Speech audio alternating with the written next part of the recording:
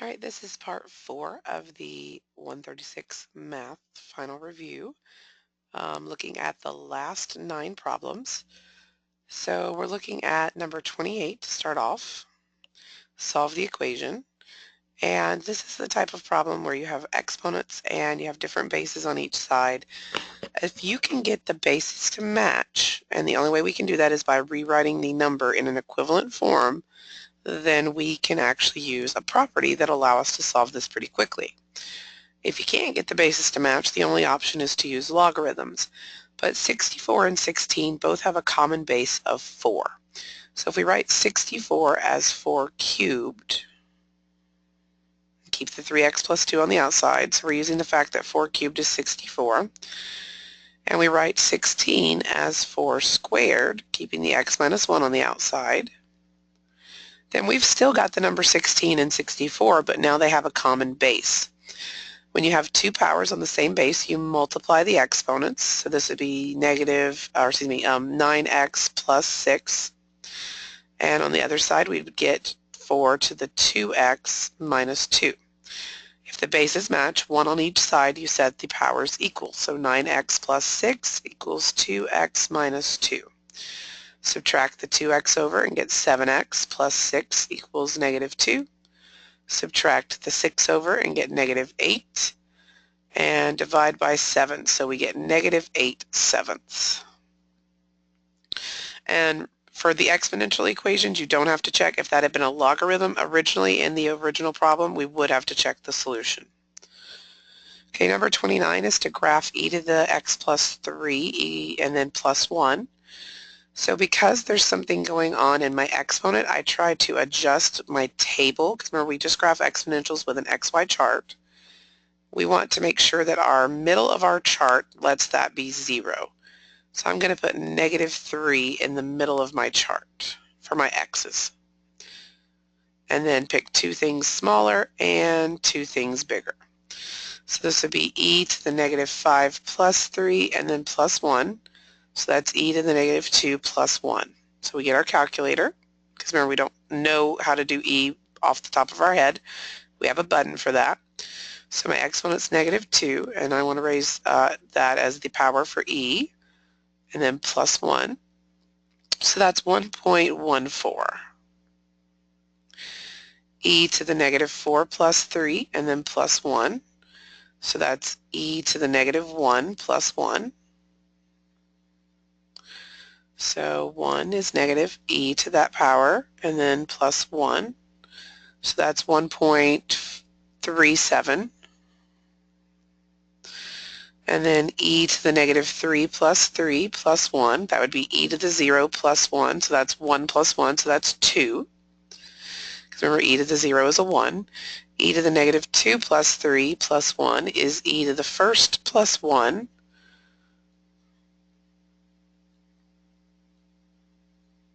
And that would be 3.72. And e to the negative 1 plus 3 plus 1 is e to the second plus 1. So e squared and then plus 1. So that's 8.39. Okay, as long as you get at least 3 points to plot, you should be good. So 1, 2, 3, 4, 5 up 1.14. Negative 4 is at 1.37. Negative 3 is at positive 2.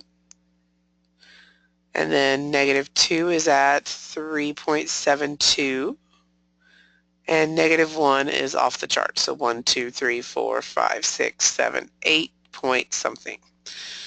Now notice, normally exponentials have a horizontal asymptote of y equals 0.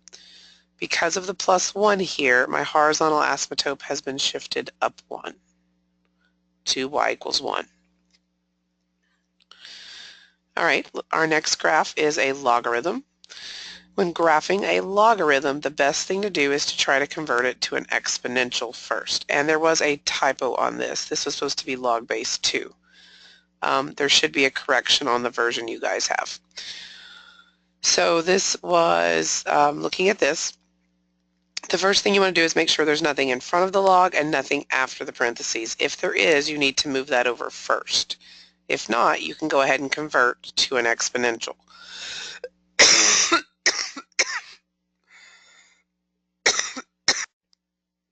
So that would be 2 to the y equals x plus 5. We want to get x by itself, since when you're graphing an exponential, you want x to be alone instead of y. So this is what it would look like before I do my table. Now, when you're doing a log, you end up plugging in y's instead of x's. So since there's no binomial anything up here, I'm going to go ahead and stick with negative 2 to 2. So 2 to the negative 2 minus 5, that would be 1/4 minus 5. So that should be negative 4.75, I believe, but we'll double check.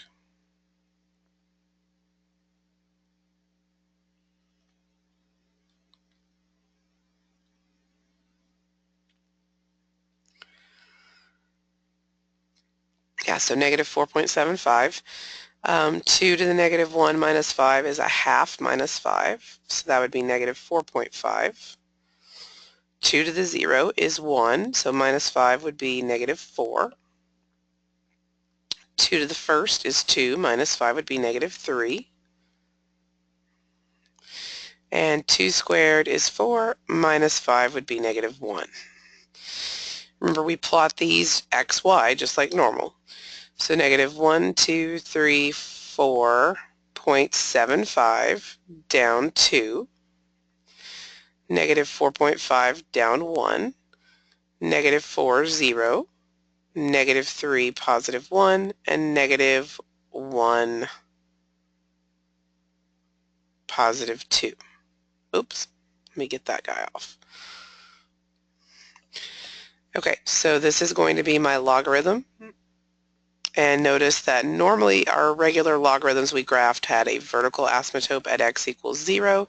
This one has been offset because of that plus 5, and it's a horizontal shift. So it's been shifted left 5. So there it is, at x equals negative 5. Okay, 31 is a word problem. It says a certain radioactive substance decays according to the formula A of t equals A sub 0, so that's initial value, times e to the negative 0.0072 t, where A sub 0 is the initial amount of the substance and t is the time in days. Approximate the half-life of a substance if the initial amount is 100 grams. So half of 100 is going to be 50 grams. So our future value, A of t, is going to be 50. Our starting value is 100. It's e to the negative 0.0072 t. Now, the problem here is that the variable we're trying to solve for is in the exponent. Usually when that happens, we need a logarithm. To get a logarithm, you need this base e that has that attachment of t to it to be by itself. So the first step would be to divide the 100 over. So that makes this 1/2, which makes sense. It's a half-life, equals e to the negative 0.0072 t. We can take the log of both sides, or you can just convert it to a log. So if you convert it to a log, remember you do log blank blank equals blank. The base is e. We'll write that as ln in a minute. The exponent goes on the other side, and the other part is the argument. So this is natural log, because the log base e is natural log of 1/2 equals this. And we divide by that negative 0.0072 to get t by itself. So we take our calculator, so 0.5 and then natural log divided by 0.0072 as a negative, and I get 96.3. So t is approximately 96.3 days, since time was in days. Okay, for number 32, we are supposed to be expressing this as a single log, and all exponents that are fractions need to be converted to radical form before we're finished. So notice that we have this log here, and this one, by the way, there was an error on the answer key. I'm going to send that out as an announcement as well, but I'll show you that I had mistyped one of the pieces. So we need to distribute this 1/2 to everything inside the bracket, so that would be 1/2 log 5 of x plus 8. Half of -2 would just be -1, so negative log 5 of x minus 8. You do not take half of the -4 because it is not in the bracket that 1/2 was attached to. The next step with logs is if you're putting them back together to make one log, a power in front of a log becomes an exponent on the argument. So this would be log 5 of x plus 8 to the 1/2 minus log 5 of x minus 8 minus log 5 of x to the 4th. Now, after this, any log that has a positive in front of it is going to be on top. Any log that has a negative in front of it is going to end up on bottom. Now, we don't mean the actual log goes top or bottom. We mean their arguments go on top or bottom, because our final stage is going to be one big log with a fraction inside. So this will be the square root of x plus 8, because that is a 1/2, and 1/2 becomes a square root. And the x minus 8 and the x to the 4th both go in the bottom. I believe the error on the answer key was that the x minus 8 was still on top. So it should be in the denominator. And I will send that out as an announcement as well. Okay, so 33 is to solve this log equation. Notice that there is not a log on all of the parts because there's this 3 that doesn't have a log. If you have a log on all of the parts, you just need to get one log on each side and then set the insides equal. If there is a single piece of the equation that doesn't have a log on it, you have to use the spiral to convert it to exponential. But you still need to combine the logs first. So the rule is that adding between two logs that have the same base turns into multiplication. So we take the argument x plus 4 and the argument x minus 2 and we multiply them together. Go ahead and work that out. That will be x squared. That will be a 4x and a negative 2x, so that'll be plus 2x and negative 8. Now here comes the part where we have to say, okay, because there's not a log on the other side, I need to convert to exponential. So this is 3 to the 3rd equals x squared plus 2x minus 8. So that's 27 equals x squared plus 2x minus 8. Subtract over the 27, and that'll be negative 35. That will factor into x plus 7 and x minus 5. So we get two possible solutions, negative 7 and 5. But logs have domain restrictions. X plus 4 needs to stay greater than 0 because that's the argument of this log, and x minus 2 needs to also say greater than 0. So negative 7 is going to fail in both of those counts, but if it fails in one of them, it's out. 5 plus 4 is greater than 0, and 5 minus 2 is also greater than 0. So the only solution here is positive 5. For number 34, we need to get the 3 that's not got a log on it isolated first. So we're going to get it by itself. To do that, we would subtract over that log 2 of x.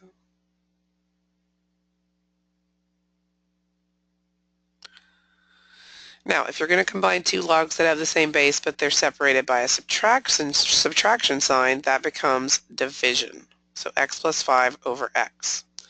And again, you can't just set these things equal because there's not a log on both sides. So you have to do 2 to the 3rd equals all of this.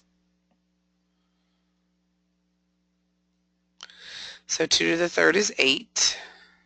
And we can think of that as being 8 over 1. So I'm just going to cross multiply. So that would be 8x equals x plus 5. Subtract over the x. And so I get 7x equals 5 and divide by 7. So I only have one possible solution, but I need x plus 5 to be greater than 0 and x to be greater than 0 because that's my inside arguments. 5/7 plus 5 is greater than 0 and 5/7 by itself is greater than 0. So this solution is good. All right, we only have 2 more problems left. This one is one of the ones we didn't get to in the notes on the class session times, but that's a good thing because this would be an excellent choice for a bonus problem. So let me explain why this one's a little bit more complicated than the ones we did before that had different bases. You can't get the bases to match here. There's no way that 3 to any power equals 5 and 5 to any power doesn't equal 3. So we have to use a logarithm. The reason this is hard is you can't just convert straight to a log very easily because there's x's on both sides of the exponents. So what we do instead is we take the property that we can take the log of both sides as long as we do the same log base on each side. So I'm just choosing to use log base 10. You could just as easily use ln if you wanted to, but use the ones that are on your calculator. The reason we do that is because now we can pull these powers to the front. So this would be 2x log and then a 3. This is x plus 1 in front of a log and now a 5. You want to distribute the log 5 to both of those things because that's a binomial. So that would be x log 5, and 1 times that would just be log 5. You want to regroup your x's to the same side. What I mean by that is anything that has an x needs to go to the same side. Anything that doesn't have an x needs to go to the other side. So we need to subtract, since this is positive, the x log 5 over. So this is just like when we were doing inverse functions, because the reason we do this is so we can factor out that x.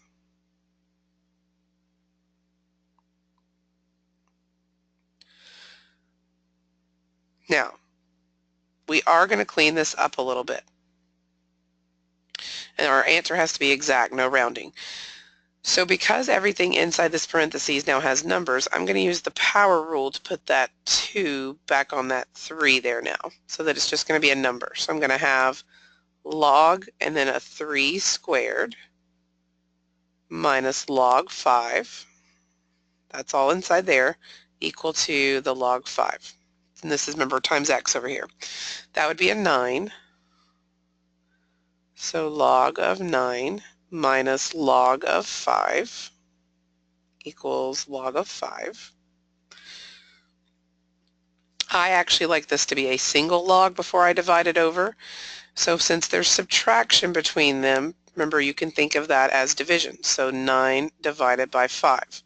Argument here is positive log, so it goes on top. The argument here is connected to a negative log, so it goes on the bottom. And then this is log of 5. So to finish this off, we divide the log of 9 over 5 to the other side to get x by itself. So I get log of 5 over log of 9 over 5. Now, if you want to look at the answer key actually ends with it being this. They say log of 9/5 to the 5. So log base 9/5 to the 5. That's just converting this backwards using change of base. I'm actually fine if you stop here. All right, final problem. So this says use the compound interest formula to determine how long it will take $1,000 to double if it's invested at a rate of 6.5% per year compounded quarterly, and then go to 2 decimal places. So we need to use the formula that allows us to use compounding that is not continuous. So that is this formula. So it looks like my starting value is 1,000. I want it to double, so my ending value should be 2,000. My rate is 0.065. My compounding is 4 times per year, and I don't know the number of years.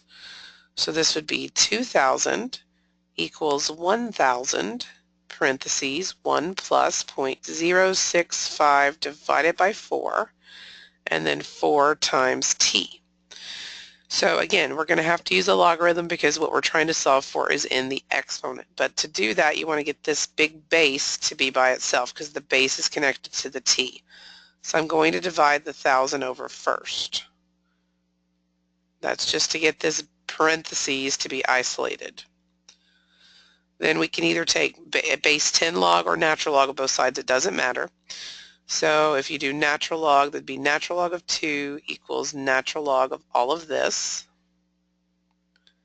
The reason we're doing that is so that we can bring that power to the front.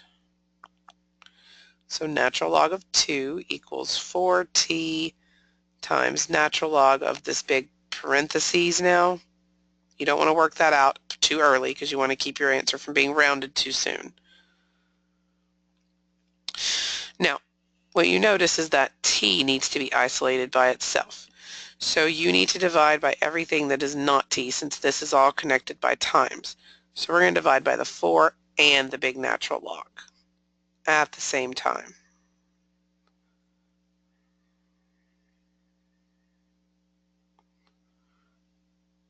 So this is canceling, and those cancel. So we get to use our calculator here. I would highly recommend using a parentheses around the entire bottom. So this is natural log of 2 divided by, excuse me, parentheses 4 times, and I'm going to open up another parentheses because I have to enter in my inside first. So 1 plus 0.065 divided by 4. And then I have natural log that I'm attaching to that. So you might enter your natural log in first, depends on your calculator. And then I need to close the denominator parentheses. So I put that whole denominator in parentheses and then hit enter. So that's 10.75 to 2 decimal places. And this is the number of years it will take for my money to double at that rate and that compounding. All right, so that is the end of the review packet. So everyone, make sure you watch these videos as many times as you need and send me any emails for questions that you maybe still need some clarification on.